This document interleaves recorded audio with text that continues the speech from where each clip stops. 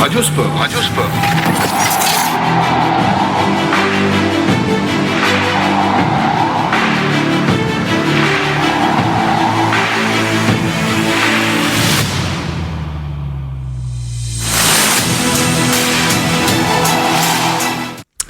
Bonsoir Paris, bonsoir à tous, mais quelle journée de toutes les couleurs, de l'or, de l'argent et du bronze. On va résumer tout cela avec Fabrice Arad, notre patron, le boss bien sûr de l'émission.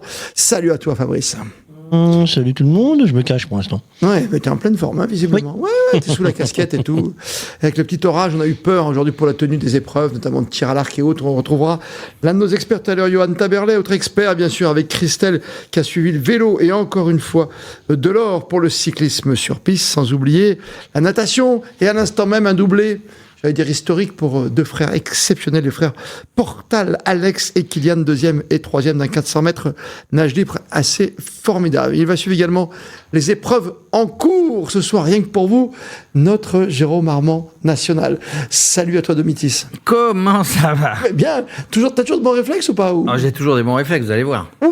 Ça sent le défi vers 19h45 comme le la tradition, après avoir reçu notre invité ce soir, Abdelhadine Sebiane, qui est chargé de mission au comité paralympique du sport français, bien sûr, qui sera avec nous juste après 19h30 et la chronique santé de Jessica Fallour. On n'oubliera pas ce soir le tourisme et une belle association qui s'occupe des personnes à handicap avec Laurent Savary.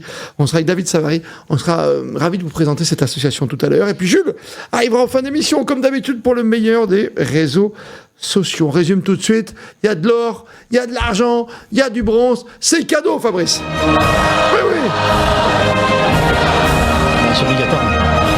Et un jour, il n'y en aura pas. Peut-être, on verra bien. Je sais pas ce que je mettrai à ce moment-là.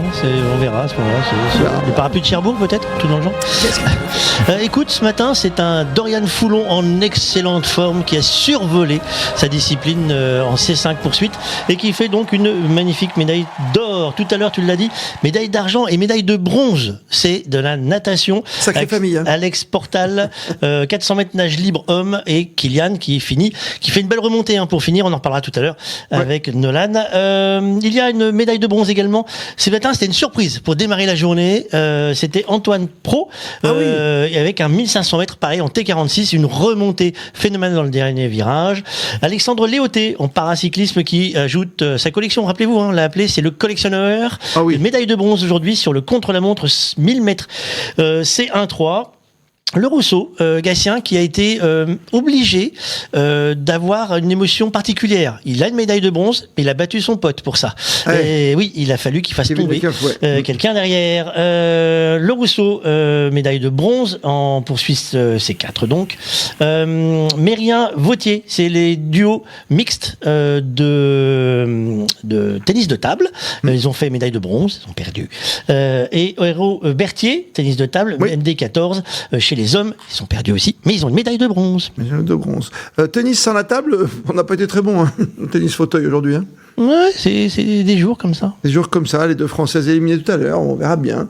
Voilà, la petite déroulette et la petite morche qui a pris quand même très très fort face à Momoko Tani. 6-0. L'athlète, c'est la belle surprise, c'est vrai.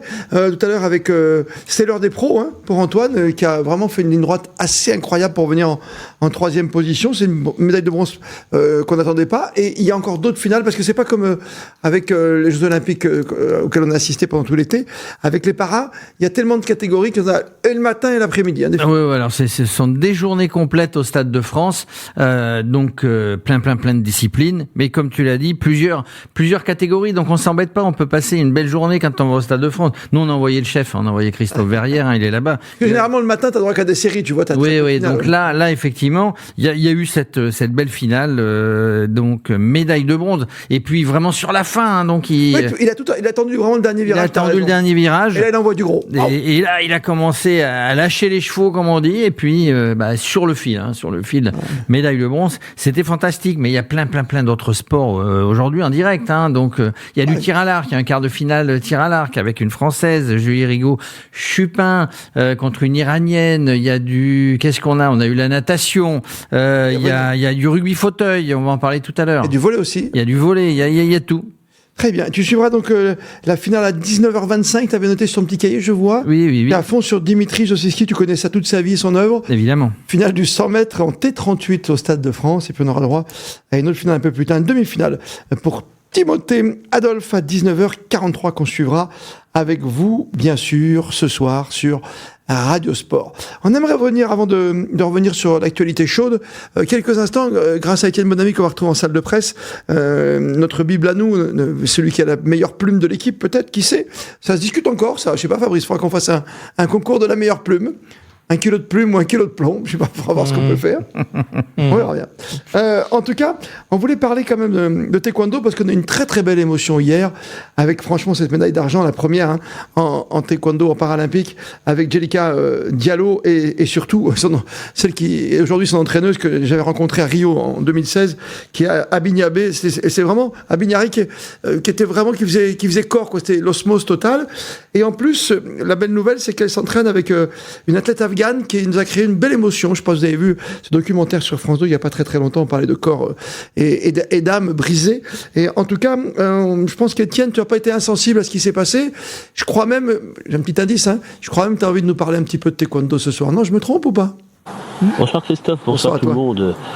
Christophe, je suis sûr que vous avez été comme beaucoup ému et touché par l'émotion de Jelika Diallo, la jeune para-taekwondiste qui hier à 19 ans a décroché la médaille d'argent dans sa discipline au Grand Palais.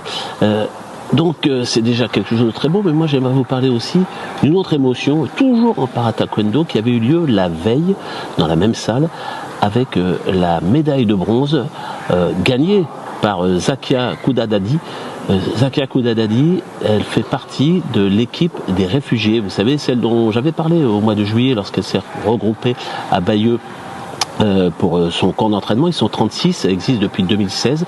Ce sont des gens qui ne sont pas reconnus par leur pays, qui ont fui leur pays souvent pour la guerre. Et Zakia, justement, elle, qui est afghane, elle a quitté son pays en 2021 lorsque les talibans sont revenus au pouvoir. Elle a 24 ans et elle avait trouvé refuge en France à ce moment-là, juste à temps pour pouvoir repartir à Tokyo disputer les Paralympiques où elle avait été battue au premier tour. Mais là, ce n'est que le début d'une belle histoire, parce que Zakia, depuis août 2021, où elle a quitté son pays pour fuir la folie des talibans, elle a trouvé refuge en France et elle s'entraîne à l'INSEP depuis 3 ans. Et elle a comme coach, Diaré, Nabi Diaré, la coach de Diallo, Nabi Diaré qui est la vice-championne de taekwondo en 2016 à Rio. Et on a vu les deux femmes vraiment heureuses avec la médaille de bronze de Koudadadi. Parce que Koudadadi, depuis 3 ans qu'elle est en France, elle a demandé la nationalité. Elle aimerait que la France, son pays d'exil, et c'est pas facile, elle le répète à longueur d'interview, de quitter son pays, de venir vivre dans un autre pays, même si la France l'accueillait. Elle avait fait une demande de naturalisation. Elle l'a pas eu. Ça a traîné. Il y a d'autres athlètes. Je pense à Joël Embiid, le franco-camerounais, qui a eu une médaille qui a eu la naturalisation parce qu'on pensait qu'il pourrait rejoindre l'équipe de France de basket. Et puis finalement, il a choisi les États-Unis. Pour la jeune Afghane, ça a traîné. Ça l'a pas empêché de s'entraîner très dur, d'avoir cette médaille. Ça va peut-être changer sa vie parce que on l'a vu avec le drapeau des réfugiés sur le tapis du Grand Palais, mais aussi elle a pris le drapeau français parce que maintenant sa vie, elle espère retourner en Afghanistan, mais sa vie aussi, elle est avec la France qui lui a donné l'accueil, qui lui a donné la possibilité de s'entraîner quotidiennement. Et elle a 24 ans. Zakia, et elle dit que voilà, en 2028 à Los Angeles, elle aura 4 ans de plus, elle espère bien être là et elle espère peut-être ou avec le drapeau français ou avec un autre drapeau continuer à défendre ses couleurs, défendre son honneur de femme.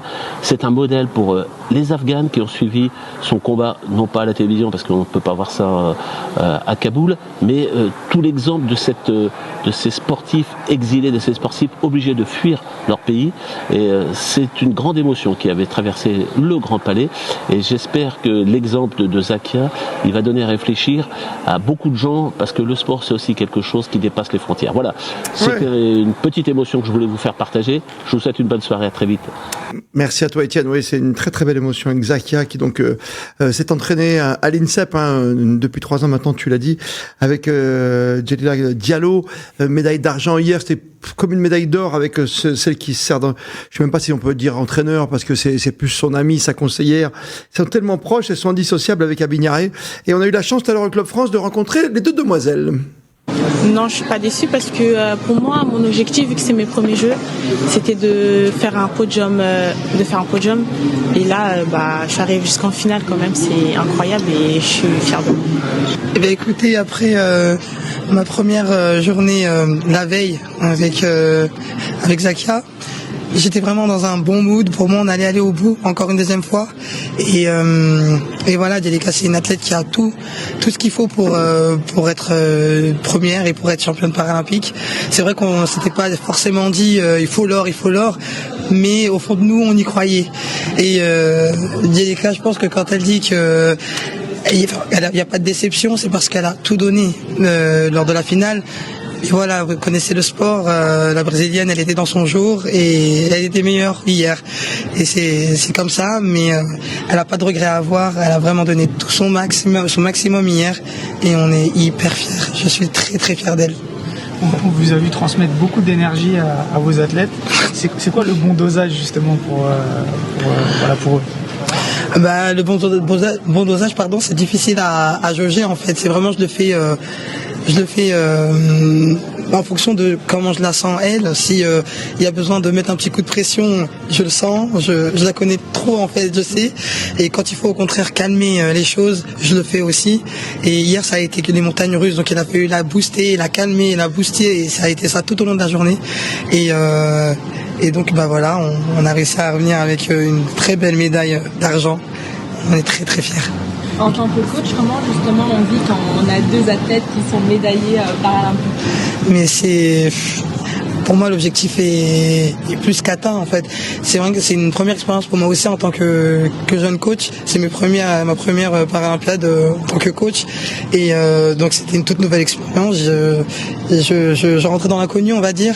Mais la seule chose dont j'étais sûr, c'était qu'on avait bossé comme des acharnés et qu'on avait bossé tout ce qu'il fallait pour arriver jusqu'en finale. Et je croyais dur comme fer en elles. Elles avaient tout, la puissance, l'explosivité, la force. On avait travaillé tout ça à l'entraînement et donc je me disais qu'il n'y a aucune raison pour que ça ne marche pas le jour J. Et elles l'ont prouvé, que c'est super.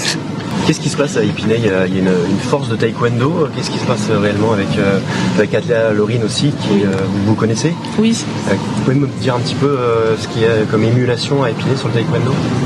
Déjà, Althea, c'est vraiment aussi c'est un exemple parce que c'est la championne olympique quand même. Du coup, grâce à sa compétition, ça nous met aussi dans le mood. Du coup, c'était incroyable.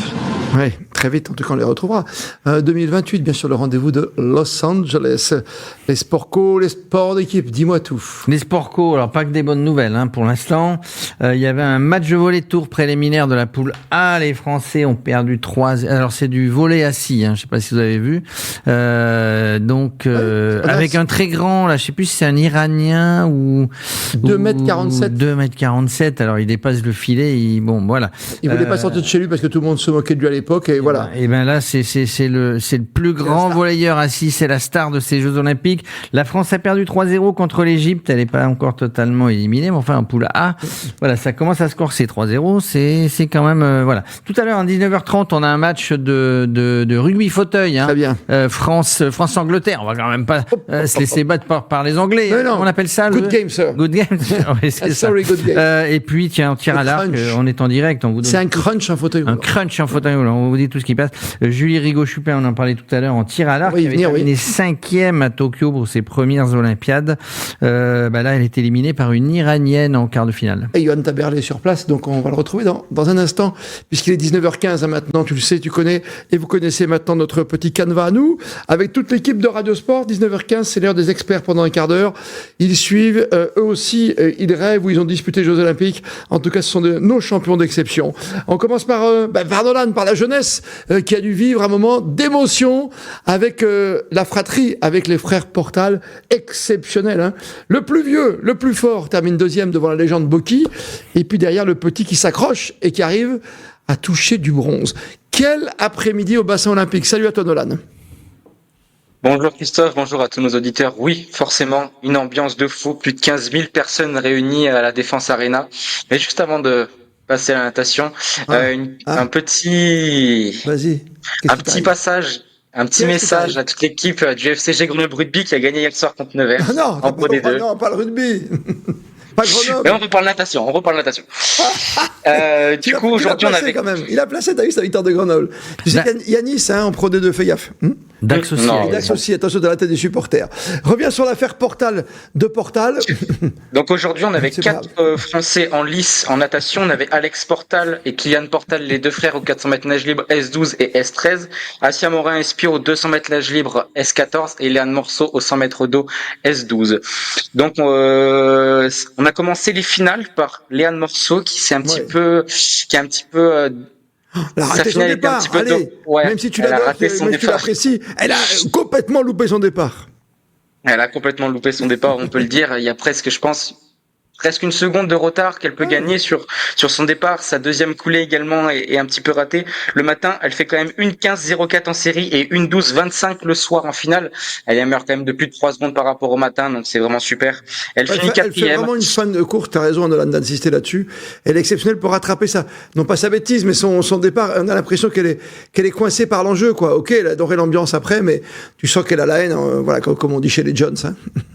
Elle est vénère. Ouais, bien sûr. De ce qu'elle disait en conférence de presse juste après, elle était pas du tout satisfaite de cette 4e place et en général la médaille en chocolat qui est très dommageable. Elle, ce qu'elle voulait, c'est de récupérer une médaille. Même si l'ambiance était super, même s'il lui reste 100 mètres nage libre le 3 septembre, c'était pas pour ça qu'elle était venue chercher. Elle était venue chercher une médaille au 100 mètres au dos. Pour parler un petit peu de Léane Morceau, c'est la personne que je vous présente, l'athlète. La nageuse que je vais vous présenter aujourd'hui. Elle a donc 21 ans. Elle a atteint une neuropathie optique de Leber depuis ses 8 ans et elle voit 1/10 de ses 2 yeux. Elle a parlé un peu de son palmarès. Elle a remporté le bronze 100 mètres d'eau aux Europes à Funchal en 2024. Donc elle vient pas de nulle part non plus. Elle a fait 3 ans au Pôle France à Bordeaux avant de venir au Capot de Limoges, là où elle s'entraîne actuellement avec son coach. C'est vraiment dommageable cette 4e place parce que je pense que avec un meilleur départ, avec une meilleure deuxième coulée, parce que on la voit sur sa première coulée après son départ, elle ressort presque à 15 mètres. Ce départ, il est vraiment dommageable et je pense qu'il y a encore beaucoup de choses à améliorer, mais bon, elle a que 21 ans et je pense que il y a encore beaucoup de choses auxquelles elle peut arriver pour 2028 et pour même les championnats du monde et les championnats d'Europe à venir. Il y a un géant de la natation qui s'est imposé, on a parlé tout à l'heure, toi tu le connais un peu, c'est Boki, c'est quoi? C'est 18 médailles maintenant, 19 médailles, 19 titres, c'est plus que Michael Phelps, quoi, c'est hallucinant, quoi. Ouais. Et il a titillé quand même ton copain Portal, mais voilà, il fallait pas jouer avec lui sur le dernier 50 mètres, sur le 400 mètres, il a tout explosé sur la fin. Hein. C'est ça exactement.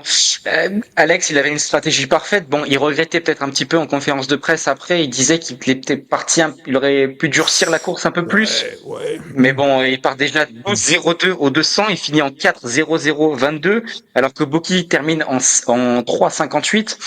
Il fait une deuxième place, c'est déjà énorme. Et puis juste après, Kylian qui remonte sur l'Ukrainien, magnifique remontée de Kylian qui a tout lâché. Je sais que Kylian est très puissant sur le sprint. Je sais qu'au 50 libres, ça tourne autour de 26, c'est très solide. Donc il a fait une très belle remontée pour s'offrir ce doublé avec son grand frère. Et son grand frère disait juste après, il était partagé par 2 sentiments, à la fois très très déçu de perdre contre Boki parce que c'était, je pense, son ultime chance, c'est là où il pouvait vraiment gagner. Mais à la fois tellement heureux de partager ce podium avec son frère. Je sais qu'ils s'entraînent très dur tous les deux avec Guillaume. Bon, tout le monde s'entraîne très dur, mais ils s'entraînent très dur au CNO Sergent-Manlé avec Guillaume Benoît tous les jours, tout le temps. Pour Alex qui fait des études d'ingénieur, Kylian qui a réussi son bac général cette année. Et pour Boki, ça fait une 3e médaille d'or. Ouais, pas mal, hein, évidemment, pour cette natation française et ce doublé qui va rester dans l'histoire. Toi, je rappelle que tu vas te battre pour être qualifié avec sur ton maillot marqué Radio Sport, en gros. Et en même temps, tu seras journaliste, j'en suis sûr, parce que si tu es avec nous aussi, c'est parce que tu rêves de faire notre métier. C'est bien, t'as de beaux rêves, toi, d'être journaliste. Et juste pour dire ce que je peux dire les nageurs qu'il y a demain. Rapidement, là, parce que tu sais qu'on attend pour le vélo, parce qu'on a carton dans le vélo. Exactement. Christelle, elle va te taper sur les doigts. Hein.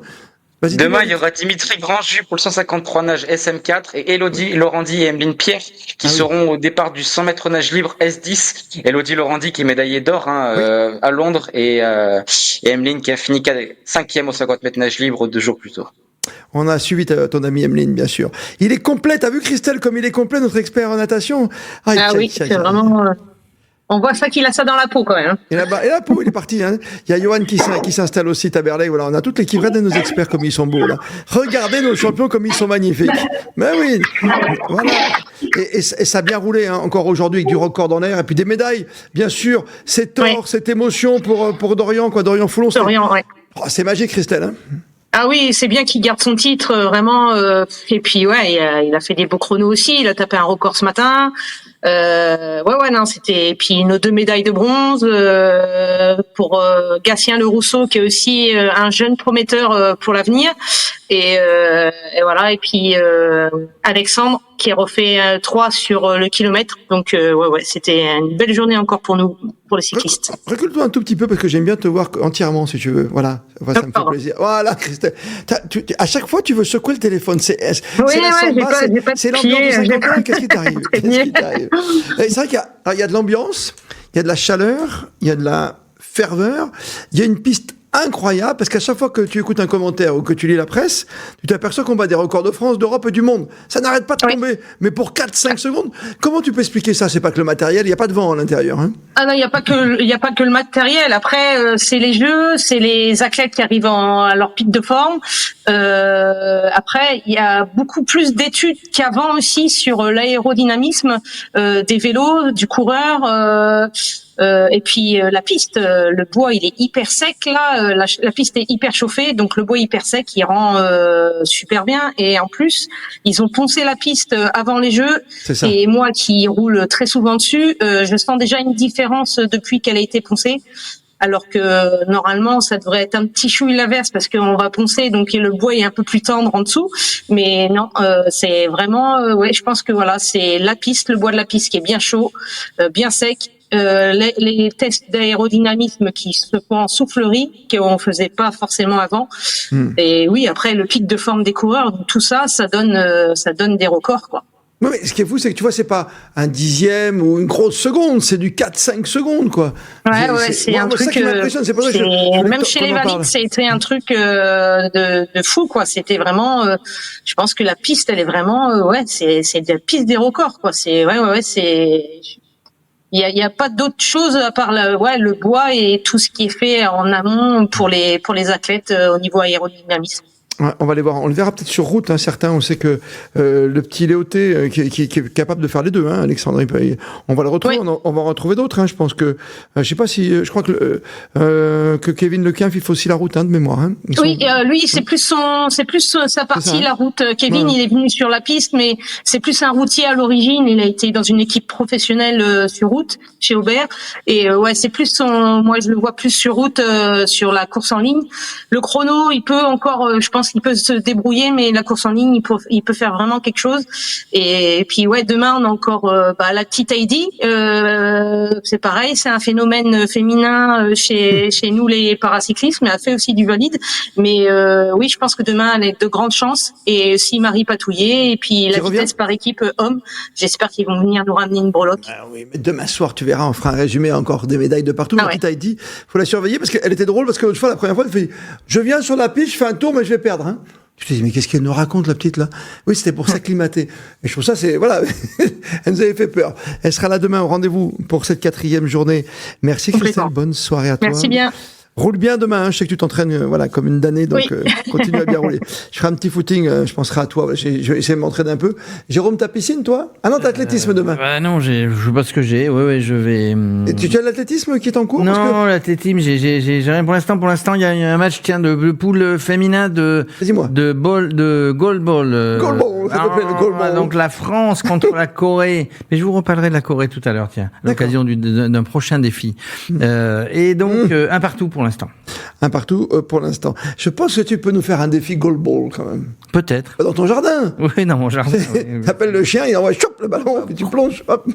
Ah, tu seras pas mal. 19h25, bientôt le Stade de France, donc avec ce 100 mètres que tu vas nous commenter dans quelques instants. Le temps d'aller faire un petit coucou aux Invalides, parc magnifique, à Johan Taberlet qui est là avec la casquette de la montagne. Lui qui s'occupe de tout à Morzine, de tout ce qui est animation, hiver. Comété, notre champion, bien sûr, champion du monde, et qui a disputé 4 Jeux Olympiques, et qui est impressionné parce qu'il est retourné aujourd'hui au tir à l'arc. Hein. T'adores ça, c'est ton nouveau truc. Hein.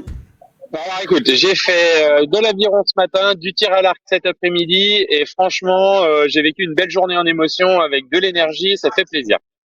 L'aviron, qu'est-ce que tu as suivi comme course? On s'est qualifié pour les finales. Alors, écoute, l'aviron, j'étais sur la journée de repêchage, avec tout. Il y avait 3 ou 4 bateaux français hors repêchage. Ils sont tous repassés. Donc ça, déjà, c'est la bonne nouvelle. Et puis deuxième info, j'ai pu rencontrer l'entraîneur de Perle Bouge, très bien, qui skip en mixte avec Benjamin Davier.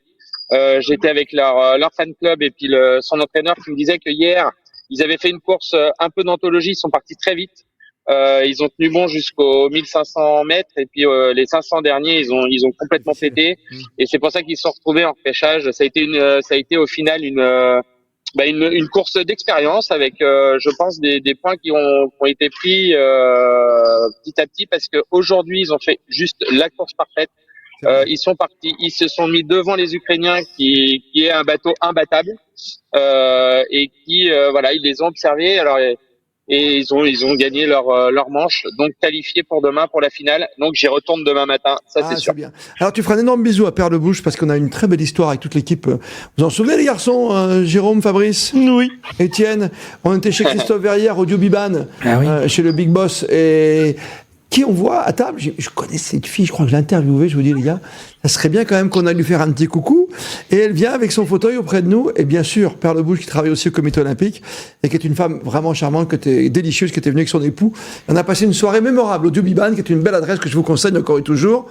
C'est un petit peu de pub, mais c'est un rond-point, et c'est très sympa. Le Dubiban, c'est à Osgore, quand vous sortez d'un côté, juste après avoir mangé la glace, comme ça.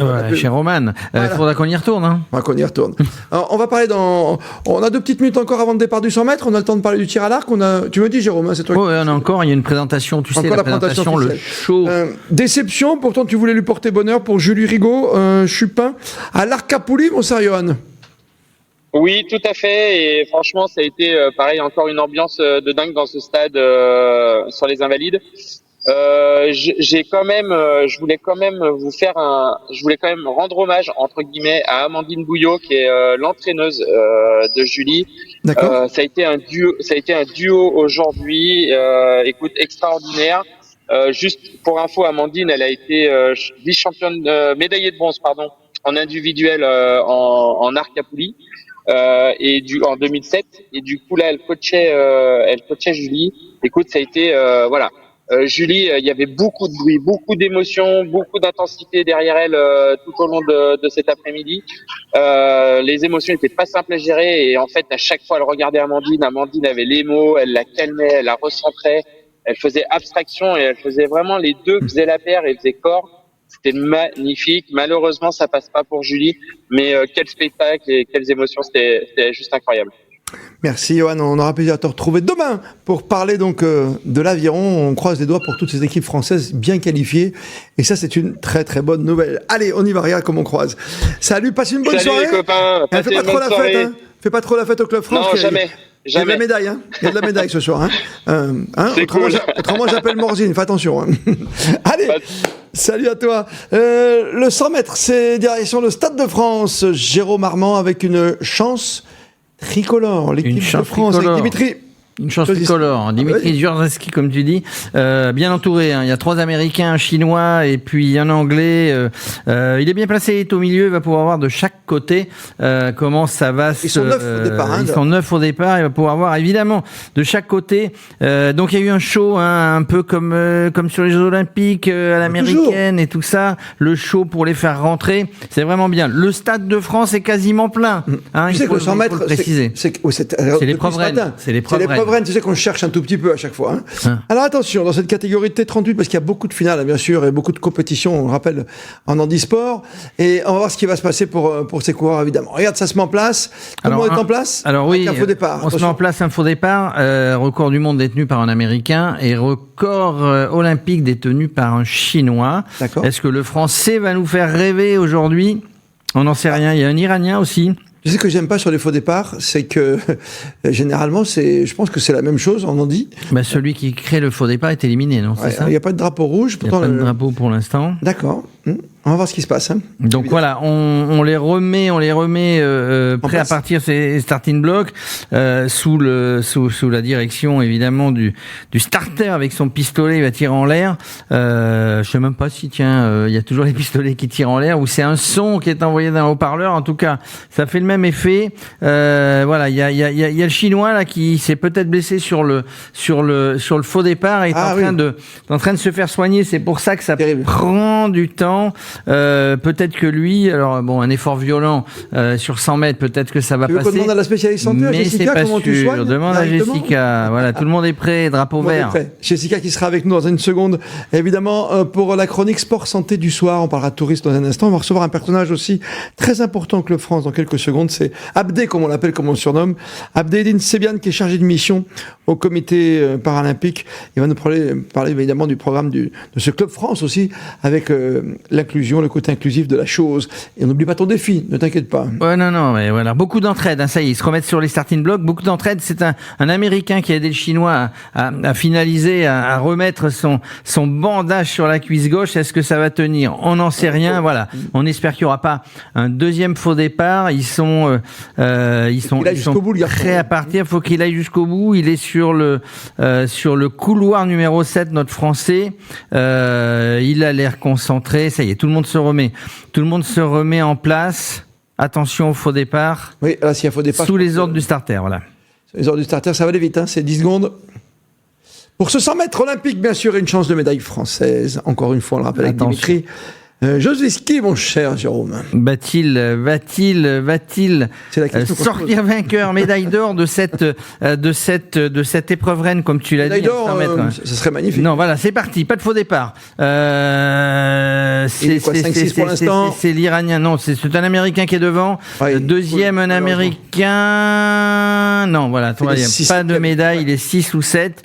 Record, nouveau record du monde, nouveau record du monde. Battu World Record, qui était de 10 secondes 72. C'est pas mal quand même, 10 secondes 72 en paralympique. Voilà, c'est un Américain. Il est content. Le stade exulte. Regardez tout ce monde. Voilà, le Français. 70 000 personnes, tu vois. Il est venu, il a vu, on l'a vu. Il n'a pas vaincu, mais l'essentiel est. Tu l'as reconnu, c'est déjà exceptionnel. Jérôme Armand pour son commentaire à direct. Que du bonheur. On retrouve avec grand plaisir la chronique sport santé sport sur Radio Sport. C'est avec Jessica. Bonsoir à toi, Jessica. Bonsoir messieurs. Pas de jardin ce soir, mais le basilic est bien là. Mais oui, le basilic, le voilà. Mais l'essentiel c'est d'avoir dans l'assiette. Tu as une mission, c'est la pomodoro mozzarella, comme on dit en italien, c'est tomate mozzarella. Dans ton encre à toi. C'est à ma portée. Voilà, dans ta cabine de travail, de montage, ma chère Jessica. Je suis dans mon bureau, ouais. Dans ton petit bureau, tu vas deviner avec les stabilos, tout la totale, quoi. Il n'y a plus qu'à. On était hier avec le responsable du sport santé pour les Paralympiques. On va rester un peu sur ces structures parce que c'est intéressant ce qu'il disait justement, c'est que on est à Paris, on est en France, on peut trouver tout à droite à gauche, mais il y a une vraie grande structure à disposition des athlètes, Alors, tout a été mis en place et pour le coup, effectivement, c'est formidable pour les équipes médicales et pour tous les athlètes, à commencer notamment par cette polyclinique qui est juste incroyable, qui est un centre de santé éphémère. Il y a énormément de professionnels de santé, 250 sont toujours là pour les Paralympiques et ça permet tout simplement de prendre en charge gratuitement tous les athlètes et les délégations. Alors il y a beaucoup de consultations, c'est pas à proprement parler un centre d'urgence. Ça permet de voir des ophtalmos, des gynécos, des cardiologues, des médecins du sport, des kinés, des dentistes, des urologues. Il y a beaucoup de spécialistes qui sont là pour répondre aux besoins des athlètes du monde entier. C'est une vraie clinique, c'est une polyclinique. C'est une vraie clinique qui ne fait pas vraiment d'urgence, qui n'a pas non plus de bloc opératoire, mais qui a quand même des IRM qui sont à quelques mètres de l'établissement. Et puis voilà, des professionnels de santé qui sont là H24 et c'est juste énorme. Donc ça, c'est la première grosse structure. Ensuite, on a un autre espace qui est dédié à la santé mentale des athlètes. C'est la première fois qu'il y a un tel centre qui est proposé. Il faut quand même savoir que les troubles de santé mentale concernent un athlète de haut niveau sur 5.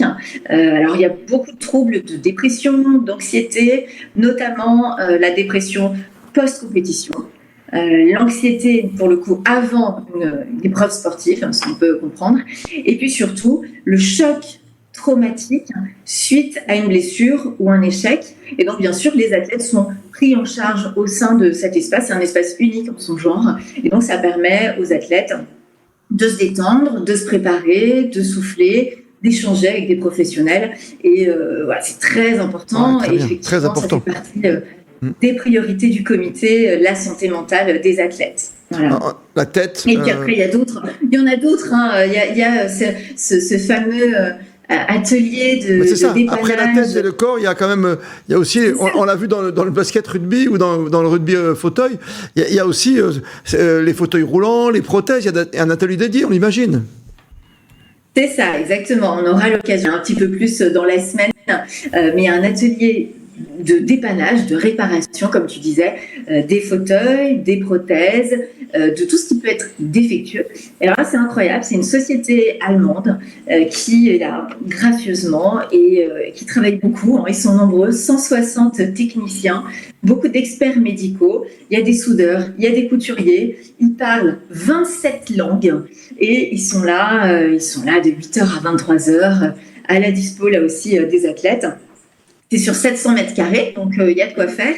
Et il y a plus de 15 000 pièces détachées, 23 tonnes de matériel. Donc je vous laisse imaginer quand même ce que ça représente. C'est juste incroyable. Il y a aussi une imprimante 3D. Alors ça, c'est très fort. Imprimante 3D qui permet de fabriquer sur place, si besoin, une emboîture en un temps record. C'est en moyenne 4 à 7 heures. Et donc, bien sûr, ils ont scanné le moignon de l'athlète et ils peuvent quand même faire tout ça sur place. D'après vous, justement, tu as donné quelques indices, Christophe. Les disciplines qui connaissent le plus de casses, selon vous, les garçons, c'est... Le plus, tu disais Le plus de casses. Les disciplines qui suscitent le plus de réparations, le plus de casses sur ce stand, d'après vous? Je vais dire le fauteuil, non, mais le rugby fauteuil. Rugby fauteuil, basket fauteuil. Basket fauteuil. Et c'est pas tout. L'athlétisme. Le vélo. Le vélo aussi. Effectivement, l'athlétisme notamment, tous ces athlètes qui sont sanglés pour le lancer de poids, le javelot, effectivement, ça fait partie des plus nombreuses réparations sur ce stand, notamment pour les chaises en fait sur lesquelles ils sont installés. Et puis un petit dernier point rapide, là aussi on y reviendra plus longuement, c'est l'INSEP, dont c'est mieux. A aussi un énorme centre dentaire et médical avec là aussi scanner, IRM, des salles d'échographie, de radio. Et donc ça, c'est à la disposition quasiment H24 des athlètes qui sont logés sur place avec là encore de nombreux spécialistes. Très bien, c'est très précis, j'adore. C'est vrai que depuis hier, avec ce médecin fédéral que tu as invité en studio, c'est vrai qu'on y voit un peu plus clair, on comprend aussi ce quotidien. On est là 24 heures sur 24, de l'INSEP jusqu'à cette polyclinique, et on soigne, on l'a dit, le mental, le physique, et puis aussi le matériel. Merci Jessica, à demain, on te fait plein de bisous. Merci pour le basilic, ça sent d'ici. À demain. Bon, c'est merveilleux. Le parfum olympique, le parfum paralympique dans quelques instants. Toutes les dernières petites vignettes, les photos sur les réseaux sociaux avec notre stagiaire de l'été, l'inégalable. Installe-toi, Jules, installe-toi dans 2 minutes. Oui, je sais, tu termines tes petites photos. Très bien, sport et tourisme avec une magnifique association à l'honneur ce soir avec David Savary. Et puis, bien sûr, ton défi à venir dans quelques instants, le temps d'une rencontre, superbe rencontre avec quelqu'un que tu as apprécié. Tu sais comment il s'appelle? On va pas donner son nom entier, je te le donne en entier. Tu vas me donner son prénom pour lancer le sujet. Ou son surnom. Abdé Eddine Sebiane, on l'appelle comment? Abdé. Tout le monde le connaît sous le nom d'Abdé. Ok, Club France dans l'animation du moment pour ces Jeux para. On n'a pas la météo avec nous, mais il fera beau jusqu'au bout. C'est ça les Jeux, bien sûr. Avec nous, c'est le boss ici, c'est Abdé. Salut à vous. Bonjour, alors je suis pas le boss. Si. T'as raison sur 50% de la présentation. Je suis Abdé. Ben oui. Ça, t'as raison. Après, le boss, c'est autre chose. Qu'est-ce qui se passe de beau? Qu'est-ce qui se passe de plus? Plein de choses. Plein de choses. Il se passe des choses très complémentaires avec la période Oli. Aujourd'hui, on est sur la période paralympique, le Club France paralympique. Il se passe énormément d'activités. Alors, c'est d'abord de la célébration avec nos athlètes paralympiques qui vont venir tous les jours célébrer leur victoire, leur médaille avec le public, les supporters français qui vont venir communier avec les athlètes. Ça, c'est super important. Et puis, entre les célébrations, vous pourrez profiter d'énormément d'activités.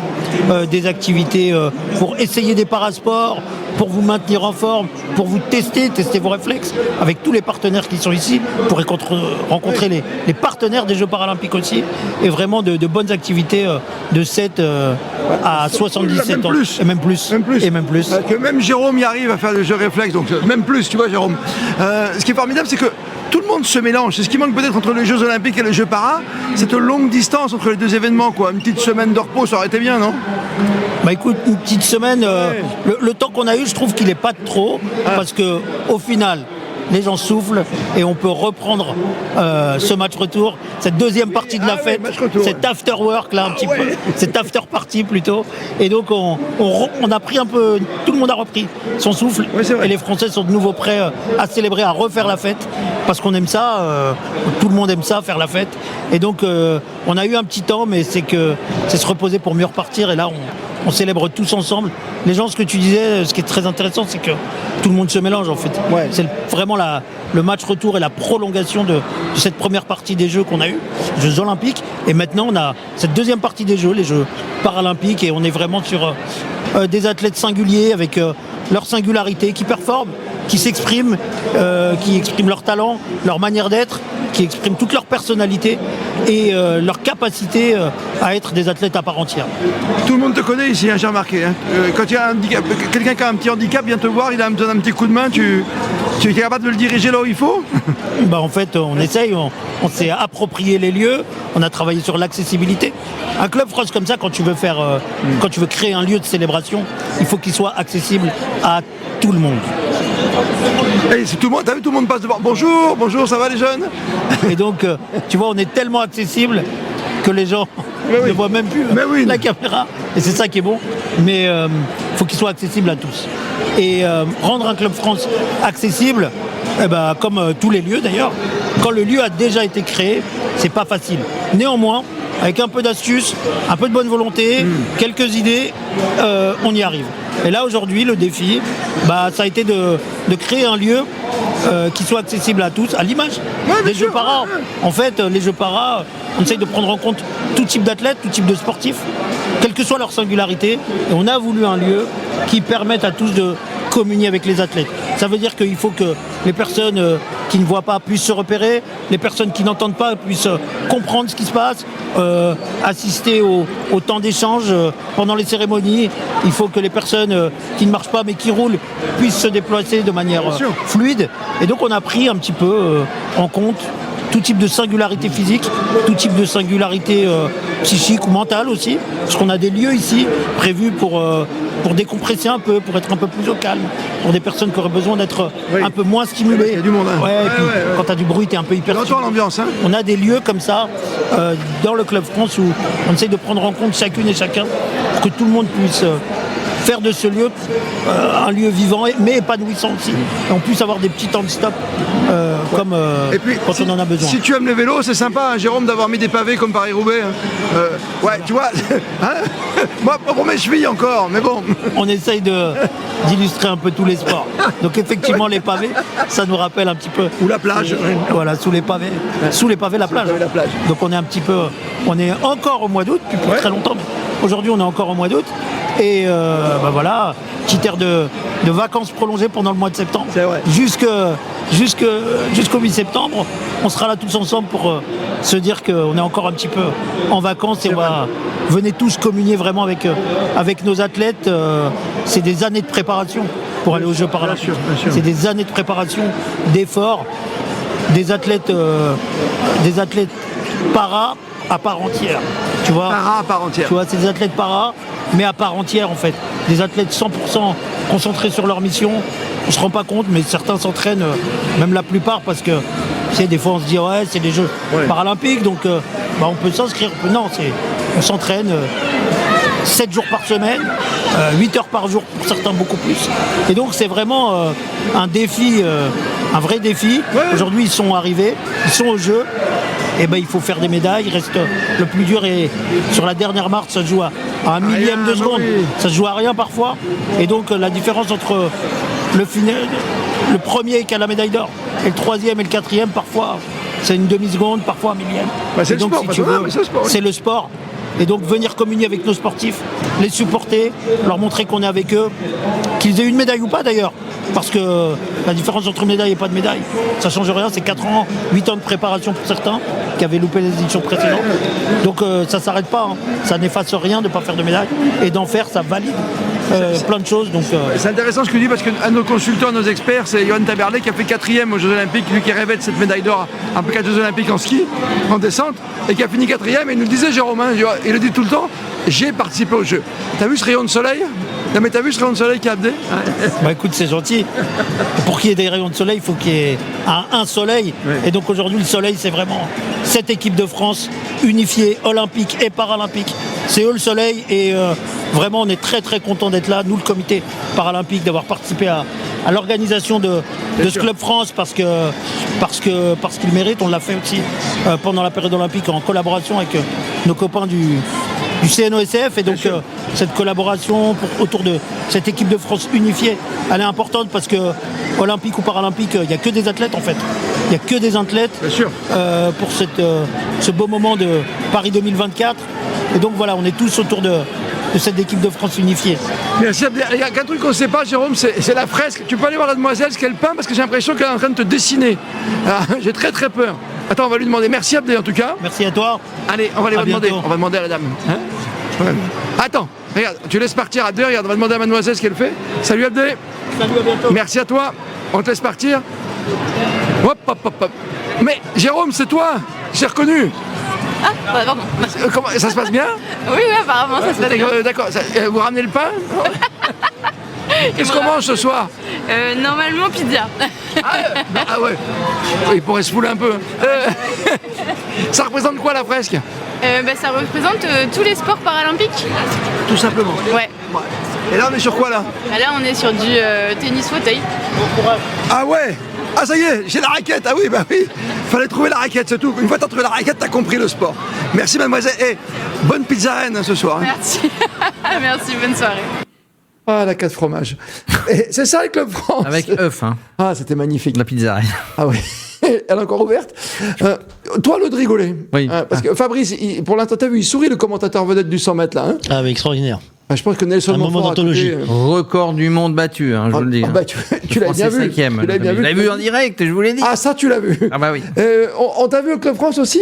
Tu as ton petit défi chaque soir. Tu as fait quoi ? Tu as fait tennis de table, tu as fait taekwondo. Non, on a été. Non, mais déjà, tu as fait. Ah, j'ai fait tennis de table, j'ai fait du taekwondo. Tu t'en souviens quand même. Ouais, je m'en souviens. Non, tennis de table, taekwondo. Il a encore mal. C'est pas simple. C'est pas simple. C'est vrai ? Bah oui. Et là, tu as fait quoi ? Et ben là, on a été sur le stand, sur le stand Alliance, parce que sur le stand Alliance, qui est un des partenaires majeurs. On va se marier ? Des jeux, non, un des partenaires majeurs. Ah, Alliance avec un Z. Alliance avec un Z, comme l'Alliance Riviera, si ça te parle. Il y avait un atelier de temps et de réaction, c'est-à-dire, tu vois, pour tester ses réflexes. Comme les pilotes. Et comme les pilotes de Formule 1, comme les gardiens de but de hand. Donc, on a été tester ça. En 30 secondes, tu dois éteindre. Il y a des lumières qui s'allument. Tu dois les éteindre. C'est combien le record Je sais pas, enfin moi j'ai pas battu le record. Je crois que c'est 42. Peut-être 42 en 30 secondes. 52. Donc regardez. On va regarder. On l'a tenté tous les deux. Hein. Oh, c'est surtout toi qui as tenté. Ouais. Allez, expérience. Donc là, le but, ça va être, on va allumer la lumière, on va allumer, et dans 3 secondes, tu devras éteindre le plus de lumière possible en 30 secondes. Allez. 3, 2,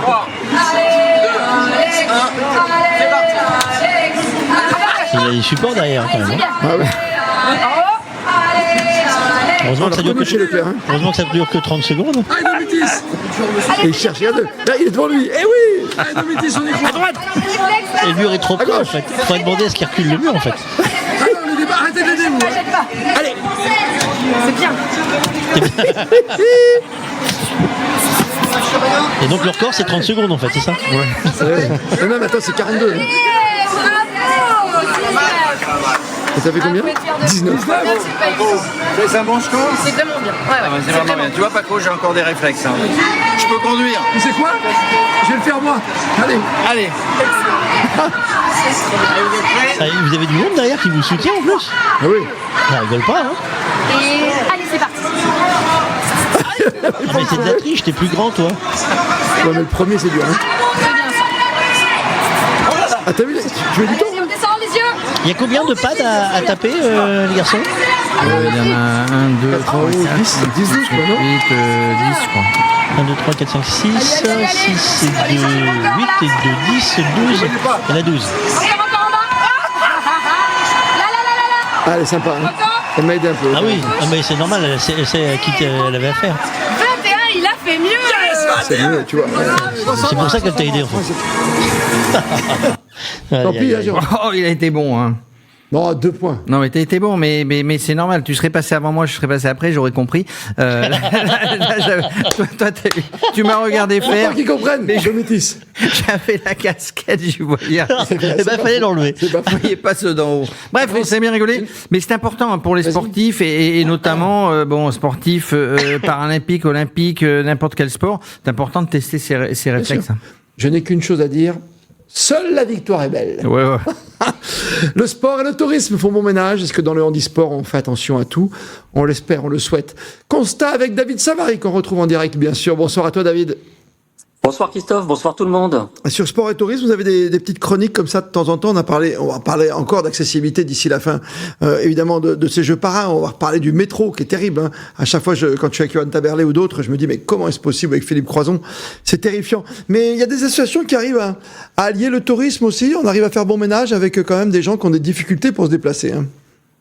Absolument. Alors, je vais vous parler d'OnPiste. Alors, OnPiste, c'est pas vraiment une association, hein. C'est une application qui a été développé par le groupe Rossignol et qui fait la promotion des activités outdoor, donc que ce soit à pied, en vélo ou à ski l'hiver.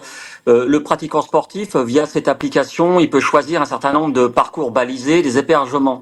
Mais surtout, ce qui est intéressant, c'est que OnPiste, ils ont développé en partenariat avec la Fédération française de handisport une solution qui s'appelle Handispot et qui, pour le coup, s'adresse évidemment aux personnes en situation de handicap. En fait, Handispot a établi une grille de lecture visant à faciliter l'autonomie de ces personnes en situation de handicap. Ça concerne surtout des parcours de rando trail et avec notamment une largeur de bande de roulement pour un fauteuil roulant qui a été définie. On sait aussi s'il y a la présence d'obstacles sur le parcours. On peut mesurer sa progression. On reçoit des conseils sur la manière de poser son pied. En fait, tout ça est très très bien fait. Et en fait, tout ça a fait l'objet d'un relevé terrain donc par OnPiste en partenariat avec la Fédération française de handisport. Et il y a aujourd'hui 6 territoires qui mettent à disposition du pratiquant sportif handisport ces offres. Alors, quels sont ces 6 territoires? Alors, au total, ils représentent une soixantaine de parcours balisés, et ça fait environ 540 km, donc c'est quand même énorme. Donc, je disais 6 territoires. Donc, il y a le pays de Saint-Jean-de-Mont, en Vendée. Il y a Niort, Marais, Poitevin, donc dans les Deux-Sèvres. Il y a Vannes et le golfe du Morbihan. Il y a le département de la Somme. Il y a Sainte-Foy-les-Lyons, dans le Rhône. Et il y a Fontainebleau, la forêt de Fontainebleau, en Seine-et-Marne. Donc c'est vraiment très pratique et la personne handicapée, quel que soit son niveau, via cette application, donc il suffit qu'elle télécharge OnPiste, Ensuite, elle va sur le label Handispot et va trouver un certain nombre d'informations sur ces 6 destinations qui s'ouvrent donc aux personnes handicapées. Alors c'est récent, hein, donc ça veut dire qu'il y a d'autres territoires qui vont s'inscrire dans cette démarche d'inclusivité. Et c'est très bien parce qu'en plus c'est sain. Non seulement c'est sain, en plus c'est évidemment des activités outdoor, donc forcément respectueuses de l'environnement. Donc c'est un vrai plus pour les personnes en situation de handicap. Et j'espère vivement que ça se développe à vitesse grand V. Un très très bel éclairage, David Savary, ce soir pour Sport et Tourisme. Tu as raison d'avoir ciblé un peu tous ces endroits pour les handis. Tu mets tout ça sur le site, bien sûr, comme d'habitude, que ce soit sur le site Radio Sport et sur Sport et Tourisme. On te souhaite une très très belle soirée, David. On te dit à demain, bien sûr, comme tous les soirs.